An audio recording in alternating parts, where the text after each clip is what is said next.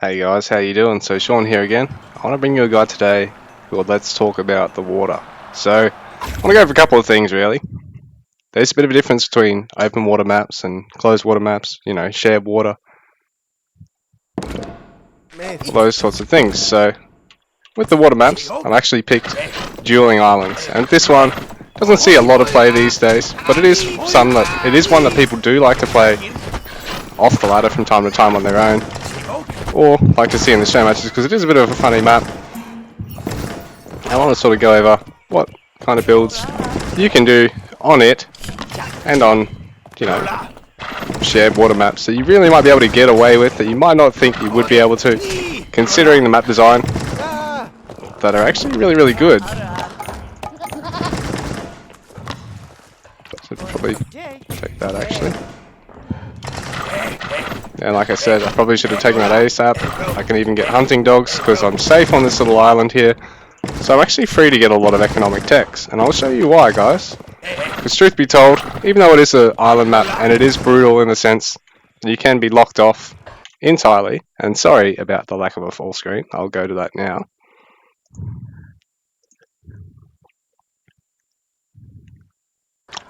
Voila. So I've done the fairly usual opening here. I've got 4 villages on my hunt, 4 villages on my wood line. I'm actually going to go up to 5 or 6 because I want to take a town centre and then I want to look at taking the water. And truth be told, you can actually play it a little bit greedy provided that you're not being scattered out from every side. I'll take hunting dogs just because I want the quicker. I banked a lot of initial wood. I don't want to take the dock at this stage.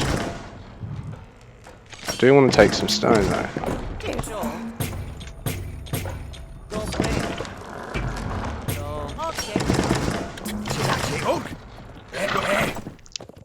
So I'm continuing to scout out just in case I basically see some ships coming from any side. I mean, there's not much I can really do about it at this point, but if I see a warship, at least I sort of know if I'm going to be delayed with the age up. And this way I sort of check to make sure that I know where all my starting ponds are, so I can get on them pretty easily.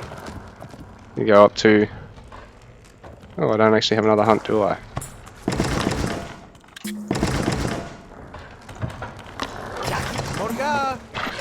So anyway, getting back to the whole open maps v closed water maps. So you guys know about the counter ships, right? And just the general ships. So with the counter ships, they're actually not so good on the open maps because they are typically slower than the general attack ships, the general warships. So the economy is coming along nicely. Get a little more wood, actually. Keep saying that. If you guys have seen the recent game between Striker and Eerie, Striker went for a build similar to this, where he sort of just focused on aging up before worrying about his dock, which is what I'm going to do here. I can sort of talk about why as well, because even though fishing ships are more efficient, if I can't secure them, then there's no point in taking them. So we'll actually get quite a bit of gold here as well, and I will take loom just because I want to pretend that I am actually under threat here from the AI, so it will slow me down, sort of give you guys a bit more of a realistic opening here. What I'm going to do is take a fairly safe dock for now.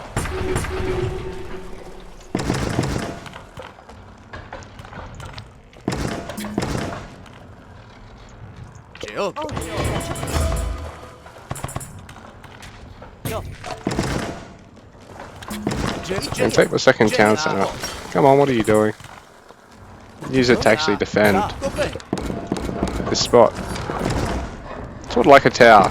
And in fact, we'll keep gathering a little bit of stone just so I can keep some towers up. Get my economic upgrades fairly early here. This should be nearly finished. So what I'll do is I'll make sure to keep gathering some wood. Stop that for now.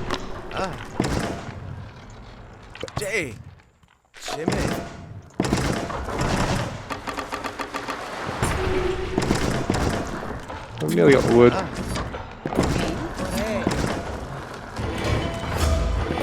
Thanking a little bit too much gold, perhaps. I can actually take chisel as well in this position because I can go for a quick age 3. Sort of show you guys what you want to do when you're playing the island maps.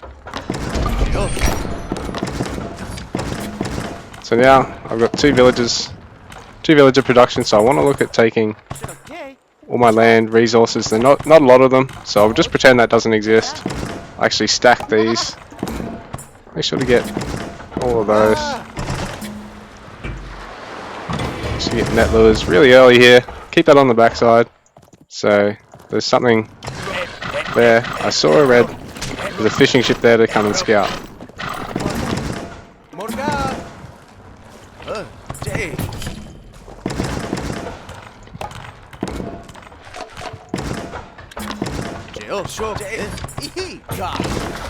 So make sure to keep getting storehouses. The villagers don't have to walk very far. It's gonna be nice and lazy, like you and me. Keep your wood production up on a map like this. I know he's probably not going to get anything on the land.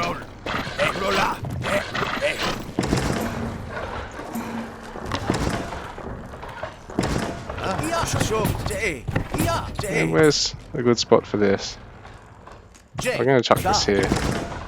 What I'll actually do is I'll follow up with a tower as well, just to keep it secure. If he doesn't see this and I get this off, it'll be okay.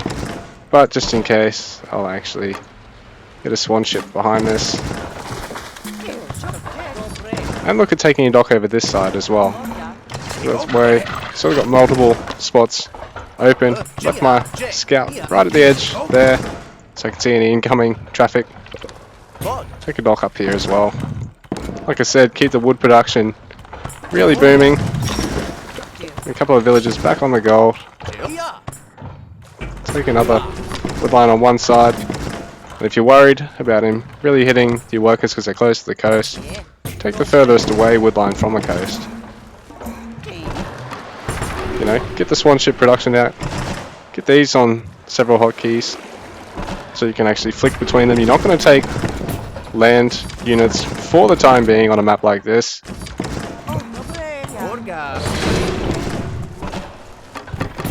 So I really just need to worry about my wood.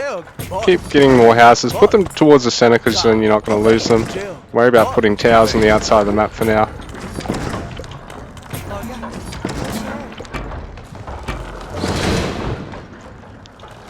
So we've got some warships now. I'll bring them together.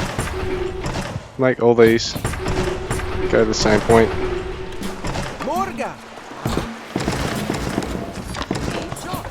Carnage is shaking his head at my god-awful macro.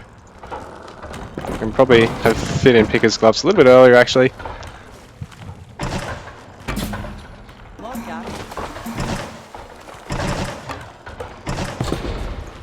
What I can do is split these up.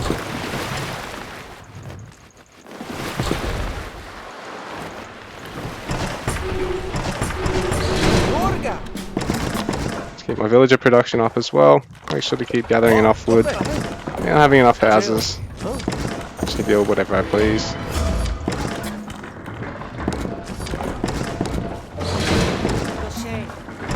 And I'll keep actually saturating the water.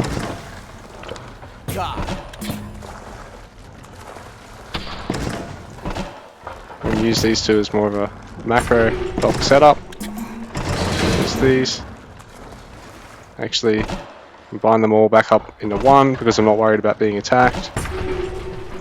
Chuck them all together. So I can sort of see some fishing ships here. I'm going to bring all these in to engage. Bring one across to actually just continue to scout out the rest of the map. Again, keeping up villager production, keeping up with the house production back at home.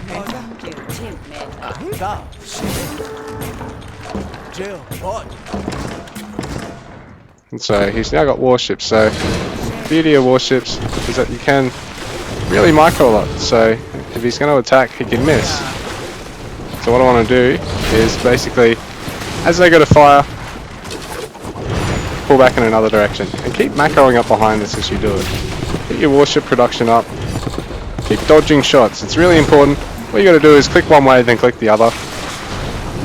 As you can see, they're sort of falling short because they're sort of estimating I'm going to come forward, and then I pull back.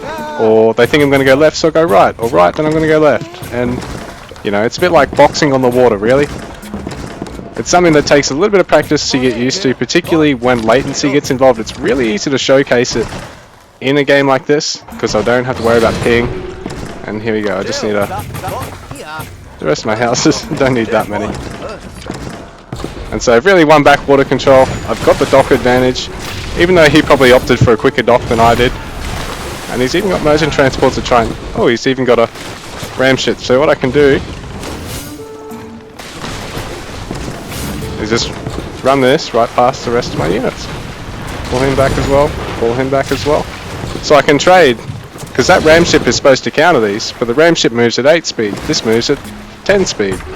Not really fair, is it? I need to get a fair bit of gold actually behind this, because with that I can look at aging up. I'm Celt now, so I can look at just chucking gold mines down on every single one of these. I can look at getting some merchant transports actually, maybe not that many, maybe that'll do, just to take all the islands, make it really hard for my opponent to deal with me. Wow, that was some really tricky micro, Sean. Right now, I've definitely got a water advantage, so what I can do is split these up a little bit. As long as I maintain pressure on the docks that he's producing out of, and don't lose my ships, I can even throw in a couple of fishing ships just to repair, and look at dealing some economic damage to my opponent. Perhaps I'll avoid that, and just look at dealing damage to this. And perhaps I'll come over here and kill all of his workers. And I can look at aging up now. Just about. Nearly got the goal. Nearly there, guys. Bunch of idle villages. So what I can do with those is start prepping to send them overseas. We're going to go be boat people today.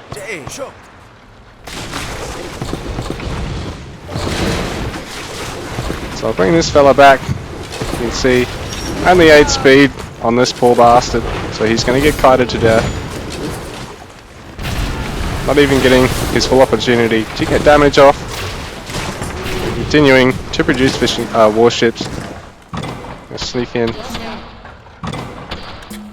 Didn't need to cancel everything then.